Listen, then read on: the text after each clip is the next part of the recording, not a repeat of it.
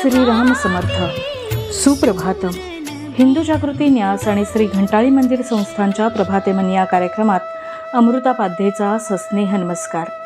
श्री ब्रह्मचैतन्य महाराज गोंदवलेकर प्रवचने 22 ऑगस्ट. समाधान ही परमेश्वराची खरी देणगी. प्रत्येकाला असे वाटते की मी कुणाची निंदा करत नाही, धर्माने वागतो, तरी मी दुःखी आणि वाईट माणसे सुखात वावरताना दिसतात. हे कसं काय? अगदी कितीही सात्विक मनुष्य असला तरी त्याच्या मनात हे आल्या वाचून राहत नाही. नामाचा विटाळ ज्याने मानला तो सुखी दिसावा आणि नाम ज्याने कंठी धरले त्याला मात्र दुःख व्हावे. यावरून भगवंताला न्यायी कसे म्हणावे अशीही पुष्कळांना शंका येते.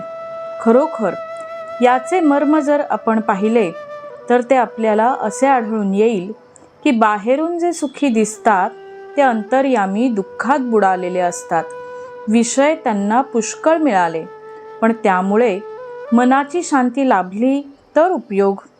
2 रस्ते लागले, त्यातला एक चांगला दिसला पण तो आपल्या गावाला नेणारा नव्हता आणि दुसरा खडकाळ आणि काट्याकुट्यांचा होता पण तो आपल्या गावाला नेणारा होता. तर कोणता रस्ता आपण धरायचा? भगवंताकडे जाणाऱ्या लोकांचे गीतेमध्ये 2 वर्ग सांगितलेत. एक सांख्यमार्गी आणि दुसरे कर्मयोगी. ज्यांची स्वभावताच वासना कमी आणि ज्यांचा इंद्रियांवर ताबा चालतो, जे जन्मापासून तयार असतात ते सांख्यमार्गी होत. ज्यांच्या वासना पुष्कळ असून जे इंद्रियाधीन असतात पण ज्यांना भगवंत असावा असेही वाटते, म्हणजे आपल्यासारखे सामान्य जन, ते कर्मयोगी होत. सांख्याचा साधन मार्ग अर्थात सूक्ष्म आणि उच्च प्रतीचा असतो. आपला मार्ग जड, सोपा आणि सुखकारक असतो.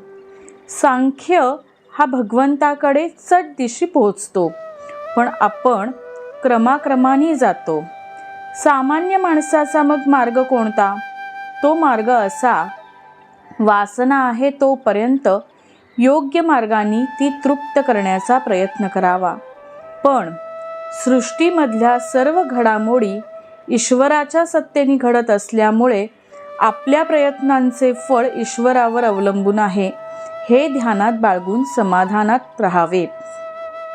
10 माणसांना त्यांच्या असमाधानाचे कारण आपण विचारले तर ती 10 माणसे निरनिराळी कारणे सांगतील. यावरून असे दिसते की जगातली कोणतीही वस्तू समाधान देणारी नाही. समाधानाचे शास्त्र निराळेच आहे, ते प्रपंचापासून शिकता येत नाही. ज्याच्या जवळ अगदी थोडे आहे त्याच्यापासून ते ज्याच्या जवळ अगदी पुष्कळ आहे त्याच्यापर्यंत प्रत्येकाला काहीतरी कमी असणारच. पण मजा अशी की प्रत्येकाची समजूत मात्र अशी असते की आपल्याजवळ जे कमी आहे त्यामध्ये समाधान आहे, म्हणून त्याचे दुःख कायम राहते. भगवंता वाचून असणारे वैभव आणि ऐश्वर हे कधीच सुख समाधान देऊ शकत नाहीत. समाधान ही परमेश्वराची खरी देणगी आहे. ती मिळवण्याचा उपाय म्हणजे भगवंताचे स्मरण होय. बोधवचन. प्रत्येकाला त्याची गरज भासेल एवढे भगवंत देतच असतो, म्हणून जे आहे त्यात समाधान मानावे.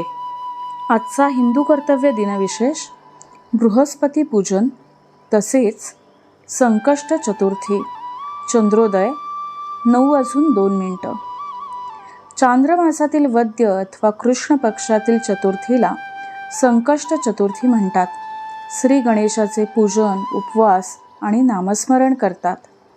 घंटाळी मंदिरात दर चतुर्थीला होणाऱ्या सामूहिक गणेश स्तोत्र पाठात नक्की सहभागी व्हा.